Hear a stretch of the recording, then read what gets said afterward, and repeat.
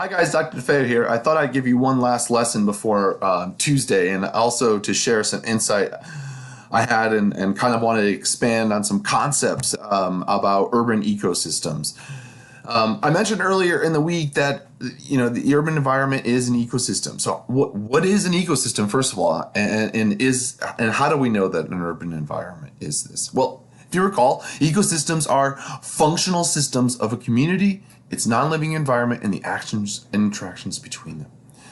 If you look at this sort of model here, you can see that you have this, central urban economy, and you can see the impacts. It impacts the air, the water. There's energy needs. Of course, we have to consider biodiversity, carrying capacity, ecological linkages between different species, the food, the soil. And then even if you dig into the urban economy itself or into the urban environment itself, you have to look at the community, the people, the quality of life, education, the culture.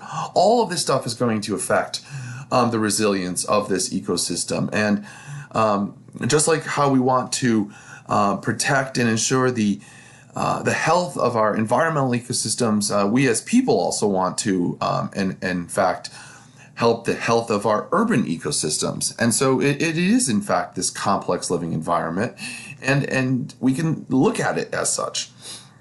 So urban ecosystems, the way to kind of think about it is that they are cyclical systems of activity. There's biotic and abiotic factors. Of course, we have different species. We have the health of the system, both of the living species that are there, but also the health of the abiotic, the city, the buildings, the infrastructure, the resources that are needed, of course, the waste, and how all of that affects the nutrients, which cycles back to the health, and ultimately it's us. It's the human capital, the people that live there, the people that live in surrounding cities and nations, that we all can affect these urban ecosystems, and our decisions can greatly affect the environmental health of our natural landscape. So let's look at this. Cities are complex. There are small cities. DC, of course, we don't have these tall skyscrapers. But we do have them in Chicago and New York and in these mega cities. The needs, the resources needs of a building like this are going to be different than a building like this. The opportunity for urban agriculture, rooftop, greeneries, green spaces, to have actual animals living in the city besides the birds and the squirrels. All of this complexity contributes to the dynamics of a city. And what are the dynamics of a city? Well, at its basic component, it's really the city needs energy and food, and it needs water. It needs water, and it also needs air for that case. And you really can consider this sort of infinite loop of needs, and as it tracks along the year, the ebbs and flows of the city. Here's a really sort of interesting diagram that kind of talk about how cities are trying to become more sustainable with urban farms, recharging the groundwater, more efficient use of land, of buildings, of monitoring energy. So we're beginning to manage our urban ecosystem, much like we've talked about in the course so far about managing the natural ecosystem. And there was a case study towards the end of your book. I just thought I want to highlight a couple things, is that cities are changing the natural ecology.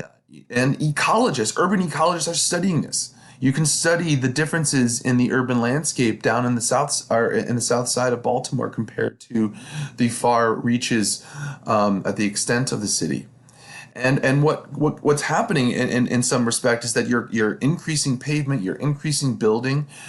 This is going to change the flow of water, and the flow of water is actually going to, kind of be in one of these situations where you're going to have overflow and deep channels into the earth. And all of this actually is going to end up drying out the nearby land. And so where there was once wetland, adapted trees and shrubs, now there's, dryland trees that don't do as much for filtering water than we once had. And of course, this is a problem because the Chesapeake Bay is right here. And so filtering out and managing sort of the runoff, which can contain oils and harmful toxic metals and chemicals and stuff from the urban abiotic features. There are other ways that we're changing the natural environment. You have people that are feeding the animals, like for instance, bird feeders. So we're changing the food sources. You have this kind of idea of heat islands that the city itself it can release some of the thermal heat that it has, and this can affect the local environment. It can affect potentially how we farm in cities. It can affect how different animals can live and trees and whatnot. And of course it can affect the surrounding environment too. And of course, habitats. It's always come back to habitats. These cities impact the habitats and can fragment. As you can see here, you have these sort of green parks and whatnot, and the city is helping to separate that. And this, of course, is going to reduce the biodiversity within the city.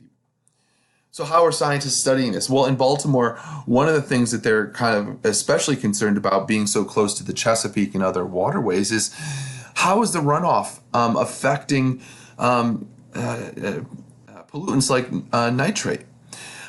Just to give you a snapshot here, here's a situation. Cities, pavements, you have flash flood opportunities. Flash floods are going to overwhelm the streams.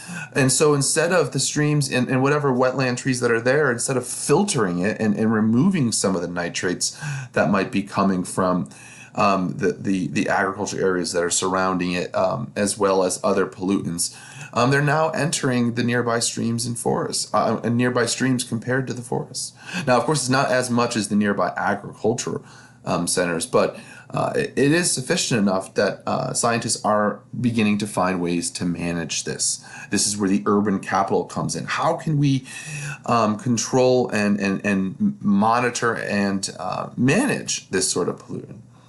Believe it or not, I'm looking outside right now as it's snowing here. The salt that we're going to put on our streets, it can kill organisms in lower water qualities. And how do scientists know this? Well, you can measure chloride concentrations going up on the y-axis are dependent variable. And sort of the independent variable is monitoring locations where there's increasing amount of impervious surface to water. So in other words, as we're sampling water from rural to urban, you can see that there's an increase in local chloride concentrations, which is getting to levels that are toxic for organisms, for fish. And so we are, Baltimore and DC, all this salt that we're putting on the roads is a sufficient amount to affect nearby water ecology. And so ultimately what we're talking about is how can we manage this? How can we study it? And New York is one of those cities that are looking to reduce greenhouse gas emissions by 80%, reduce the waste to landfills, enhance park, convert contaminated land safe to beneficial use to help minimize that runoff and waste into the river, to manage water, and ultimately to achieve air quality and prestige. The more prestige, the more people you bring to these cities, and hopefully we can find some ways in the local DC area to increase this prestige, to bring more innovative people to the city, to find ways to manage and to take care of the surrounding rural landscape as well. Because of course, rural undeveloped land is critical for supplying the resources that a city needs. And I hope that was helpful.